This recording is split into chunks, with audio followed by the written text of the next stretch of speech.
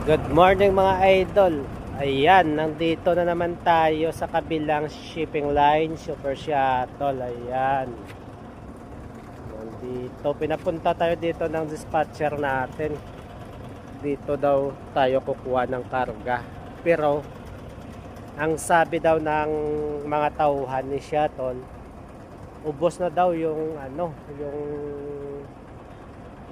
van na dapat pa natin sana i-deliver. Baka nagkamali yung dispatcher natin o under miscommunication yung nila, kaya hindi nila alam na wala na natira ng kanayan. Pa-confirm lang natin sa dispatcher natin mga idol, tawagan natin siya ngayon para bago tayo dito umalis